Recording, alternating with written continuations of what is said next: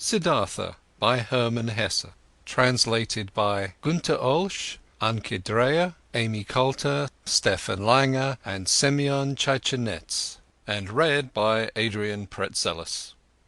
Chapter 8. By the River. Siddhartha walked through the forest, was already far from the city, and knew nothing but that one thing, that there was no going back for him, that this life, as he had lived it for many years until now, was over and done away with, and that he had tasted all of it, sucked everything out of it, until he was disgusted with it. Dead was the singing bird he had dreamt of, dead was the bird in his heart. Deeply he had been entangled in samsara, he had sucked up disgust and death from all sides into his body, like a sponge that sucks up water until it is full. And full he was, full of the feeling of being sick of it, full of misery, full of death. There was nothing left in this world which could have attracted him, given him joy, given him comfort. Passionately he wished to know nothing about himself any more, to have rest, to be dead. If there was only a lightning bolt to strike him dead, if there was only a tiger to devour him, if there was only a wine, a poison which could numb his senses, bring him forgetfulness and sleep, and no awakening from that. Was there still any kind of filth he had not soiled himself with, a sin or foolish act he had not committed, a dreariness of the soul he had not brought upon himself? Was it still at all possible to be alive? Was it possible to breathe in again and again, to breathe out, to feel hunger, to eat again, to sleep again, to sleep with a woman again? Was this cycle not exhausted and brought to a conclusion for him? Siddhartha reached the large river in the forest, the same river over which a long time ago, when he had still been a young man and came from the town of Gautama, the ferryman had conducted him. By this river he stopped, hesitatingly he stood at the bank. Tiredness and hunger had weakened him, and whatever he should walk on, wherever to whichever goal? No, there were no more goals, there was nothing left but the deep, painful yearning to shake off this whole desolate dream, to spit out this stale wine, to put an end to this miserable and shameful life. A hang bent over the bank of the river, a coconut tree. Siddhartha leaned against its trunk with his shoulder, embraced the trunk with one arm, and looked down into the green water, which ran and ran under him, looked down and found himself to be entirely filled with the wish to go and to drown in these waters. A frightening emptiness was reflected back at him by the water, answering to the terrible emptiness in his soul. Yes, he had reached the end. There was nothing left for him, except to annihilate himself, except to smash the failure into which he had shaped his life, to throw it away before the feet of mockingly laughing gods. This was the great vomiting he had longed for, death, the smashing to bits of the form he hated. Let him be food for fishes, this dog Siddhartha, this lunatic, this depraved and rotten body, this weakened and abused soul. Let him be food for fishes and crocodiles, let him be chopped to bits by the demons. With a distorted face he stared into the water, saw the reflection of his face and spit at it. In deep tiredness he took his arm away from the trunk of the tree and turned a bit, in order to let himself fall straight down, in order to finally drown. With his eyes closed he slipped towards death. Then, out of remote areas of his soul, out of past times of his now weary life, a sound stirred up. It was a word, a syllable, which he, without thinking, with a slurred voice, spoke to himself, the old word, which is the beginning and the end of all prayers of the Brahmins, the holy Om, which roughly means that what is perfect, or the completion. And in the moment when the sound of Om touched Siddhartha's ear, his dormant spirit suddenly woke up and realized the foolishness of his actions. Siddhartha was deeply shocked. So this was how things were with him, so doomed was he, so much had he lost his way and was forsaken by all knowledge, that he had been able to seek death, that this wish of a child, had been able to grow up in him, to find rest by annihilating his body. What all agony of these recent times, all sobering realizations, all desperation had not brought about, this was brought on by this moment, when the Om entered his consciousness. He became aware of himself in his misery and in his error. Om, he spoke to himself, Om. And again he knew about Brahman, knew about the indestructibility of life, knew about all that is divine, which he had forgotten. But this was only a moment, flash. By the foot of the coconut tree, Siddhartha collapsed, struck down by tiredness, mumbling Om, placed his head on the root of the tree and fell into a deep sleep. Deep was his sleep, and without dreams. For a long time he had not known such a sleep any more. When he woke up after many hours, he felt as if 10 years had passed. He heard the water quietly flowing, did not know where he was and who had brought him there, opened his eyes, saw with astonishment that there were trees and the sky above him, and he remembered where he was and how he got there. But it took him a long while for this, and the past seemed to him as if it had been covered by a veil, infinitely distant, infinitely far away, infinitely meaningless. He only knew that his previous life, in the first moment when he thought about it, this past life seemed to him like a very old, previous incarnation, like an early pre-birth of his present self, that this previous life had been abandoned by him, that, full of disgust and wretchedness, he had even intended to throw his life away, but that, by a river, under a coconut tree, he has come to his senses, the holy word Om on his lips, that he had fallen asleep and had now woken up and was looking at the world as a new man. Quietly, he spoke the word Om to himself, speaking which he had fallen asleep, and it seemed to him as if his entire long sleep had been nothing but a long meditative recitation of Om, a thinking of Om, a submergence and complete entering into Om, into the nameless, the perfected. What a wonderful sleep had this been! Never before by sleep he had been thus refreshed, thus renewed, thus rejuvenated. Perhaps he had really died, had drowned and was reborn in a new body. But no, he knew himself, he knew his hand and his feet, knew the place where he lay, knew this self in his chest, this Siddhartha, the eccentric, the weird one.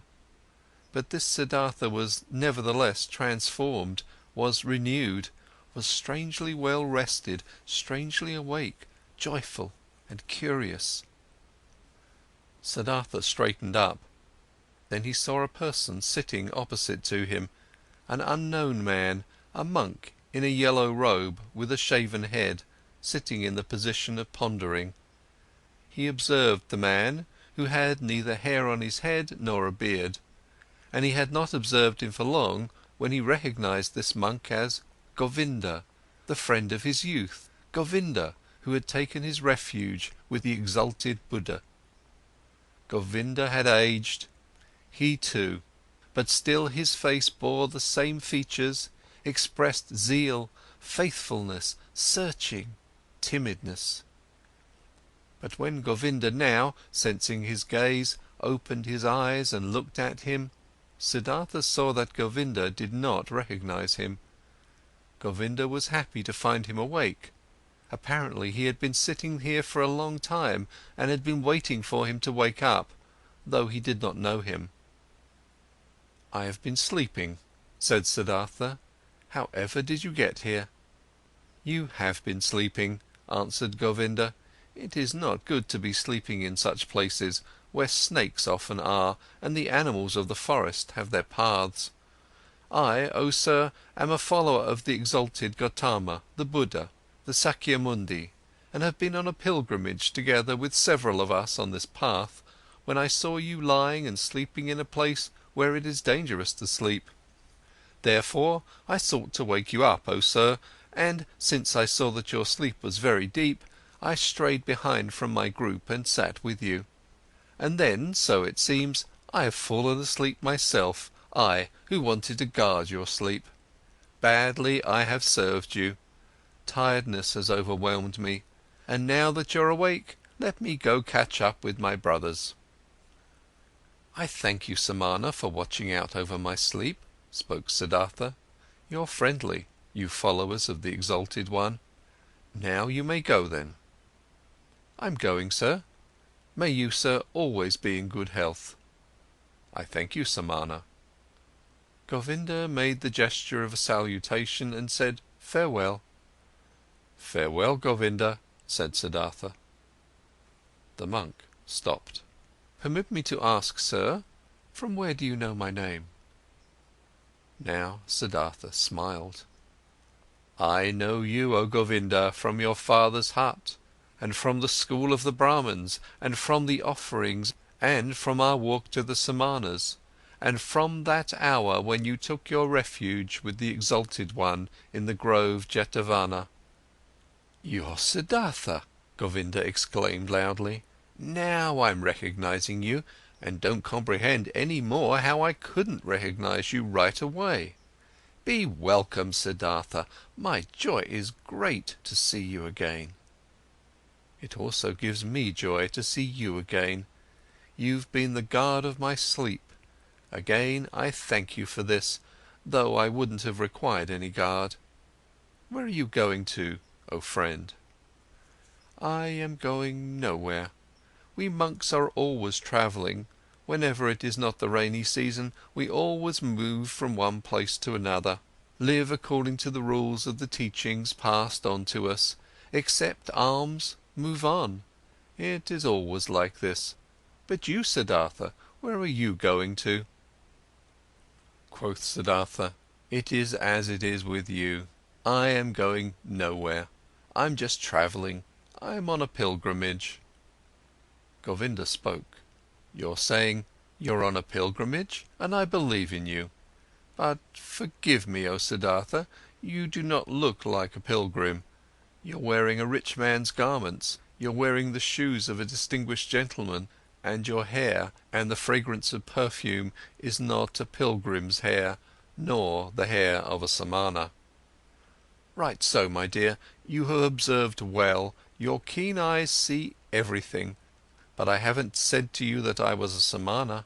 I said, I'm on a pilgrimage, and so it is, I'm on a pilgrimage."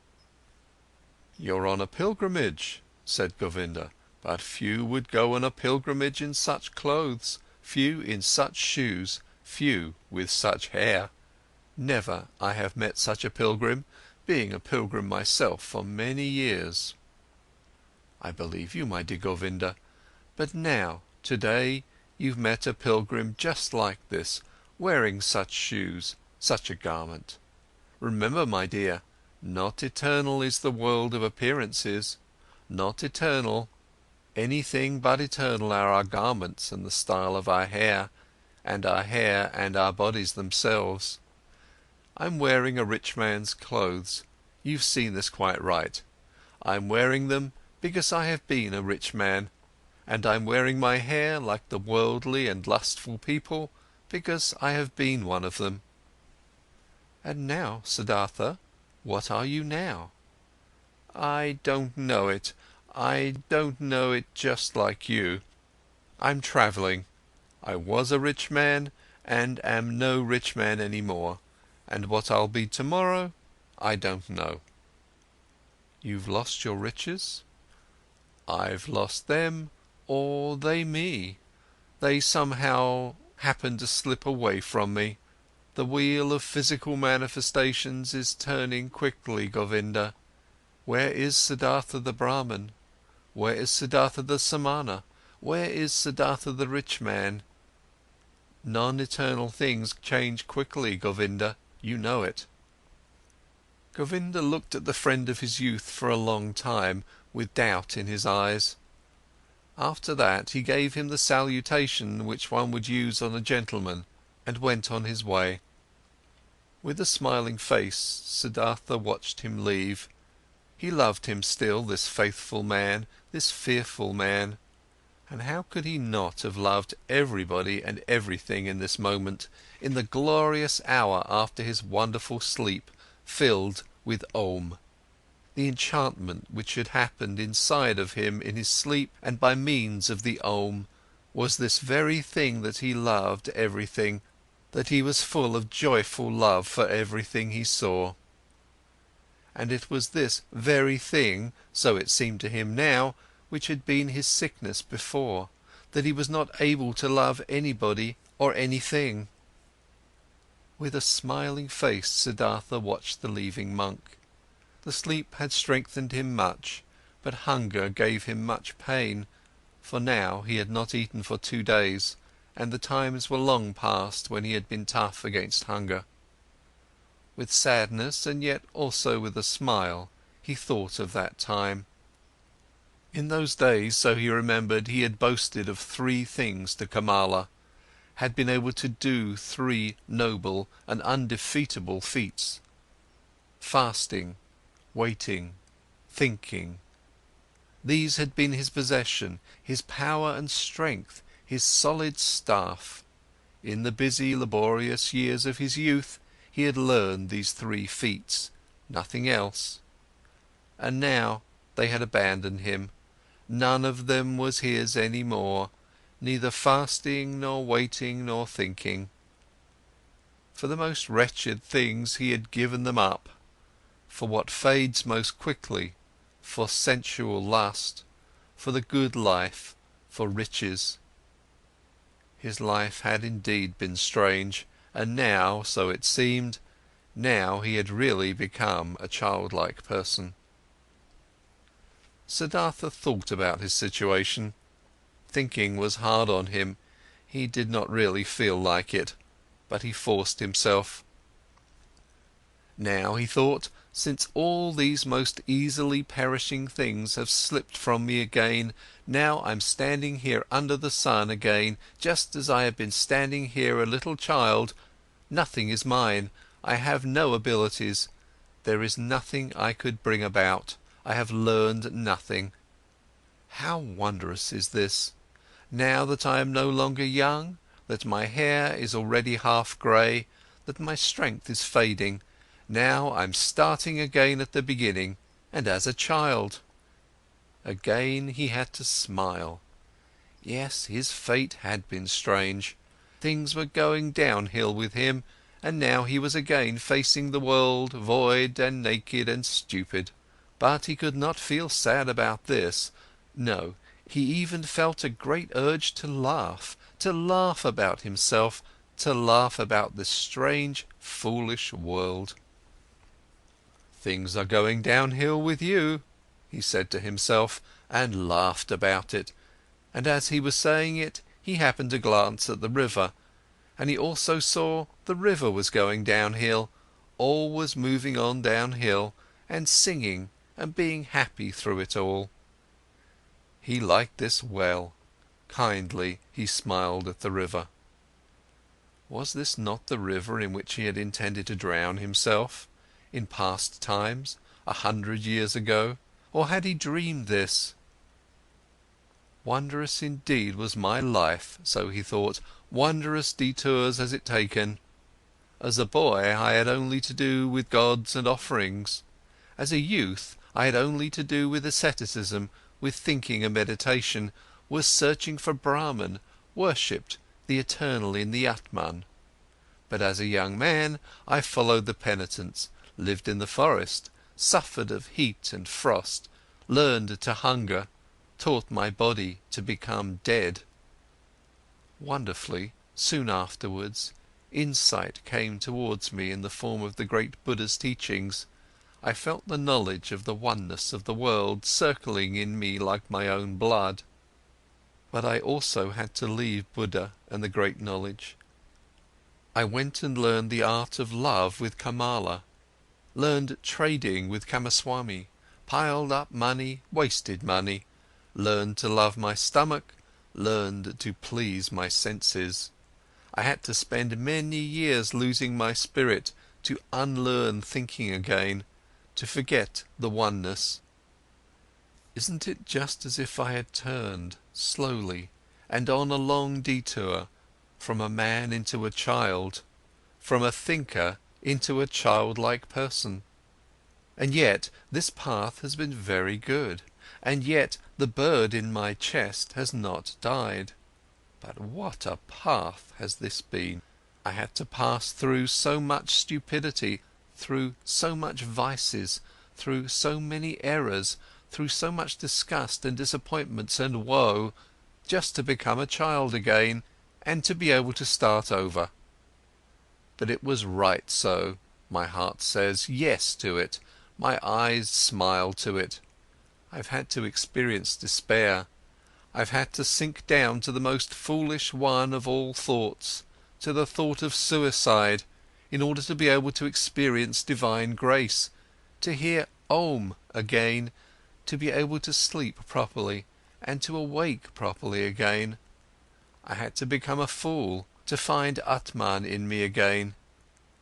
I had to sin, to be able to live again. Where else might my path lead me to? It is foolish, this path. It moves in loops. Perhaps it is going around in a circle. Let it go as it likes. I want to take it. Wonderfully, he felt joy rolling like waves in his chest. Wherever from, he asked his heart, where did you get this happiness? Might it come from that long good sleep, which has done me so good, or from the word Om, which I said, or from the fact that I have escaped, that I have completely fled, that I am finally free again, and am standing like a child under the sky? Oh, how good it is to have fled, to have become free! How clean and beautiful is the air here, how good to breathe! There, where I ran away from, there everything smelled of ointment, of spices, of wine, of excess, of sloth. How did I hate this world of the rich, of those who revel in fine food, of the gamblers! How did I hate myself for staying in this terrible world for so long! How did I hate myself, have deprived, poisoned, tortured myself, have made myself old and evil!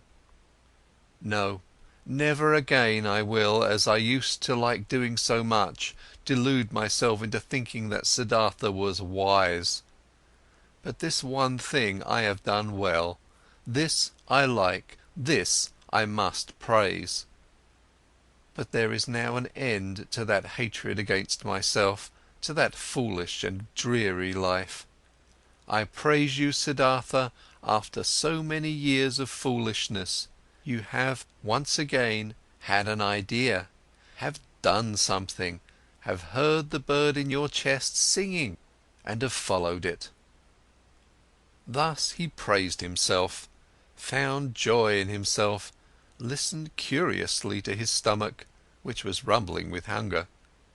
He had now, so he felt, in those recent times and days, completely tasted and spit out, devoured up to the point of desperation and death, a piece of suffering, a piece of misery. Like this, it was good. For much longer he could have stayed with Kamaswami, made money, wasted money, filled his stomach and let his soul die of thirst. For much longer he could have lived in this soft, well-upholstered hell, if this had not happened. The moment of complete hopelessness and despair, that most extreme moment when he hung over the rushing waters and was ready to destroy himself, that he had felt this despair, this deep disgust, that he had not succumbed to it, that the bird, the joyful source and voice in him was still alive after all. This was why he felt joy. This was why he laughed. This was why his face was smiling brightly under his hair, which had turned grey. It is good, he thought, to get a taste of everything for oneself which one needs to know. That lust for the world and riches do not belong to the good things I have already learned as a child. I have known it for a long time, but I have experienced only now. And now I know it.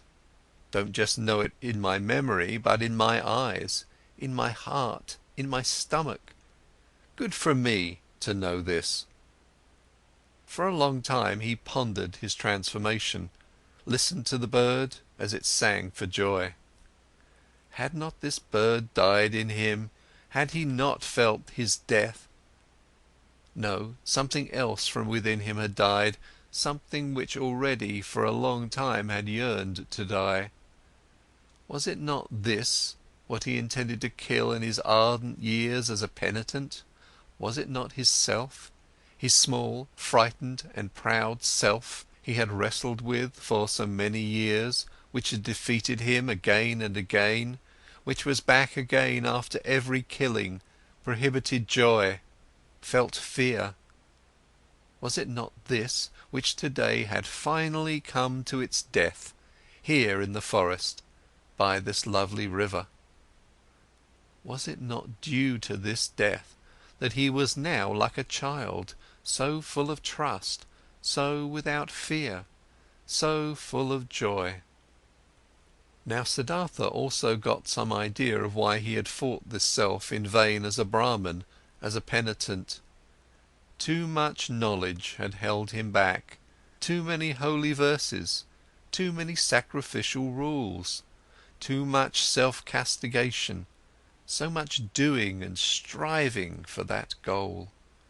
Full of arrogance he had been, always the smartest, always working the most, always one step ahead of all others, always the knowing and spiritual one, always the priest or wise one. Into being a priest, into this arrogance, into this spirituality, his self had retreated. There it sat firmly and grew, while he thought he would kill it by fasting and penance. Now he saw it, and saw the secret voice had been right, that no teacher would ever have been able to bring about his salvation. Therefore he had to go out into the world, lose himself to lust and power, to women and money, had to become a merchant, a dice gambler, a drinker and a greedy person, until the priest and samana in him was dead. Therefore he had to continue bearing these ugly years, bearing the disgust, the teachings, the pointlessness of a dreary and wasted life up to the end, up to bitter despair, until Siddhartha the lustful, Siddhartha the greedy, could also die. He had died. A new Siddhartha had woken up from the sleep. He would also grow old. He would also eventually have to die. Mortal was Siddhartha.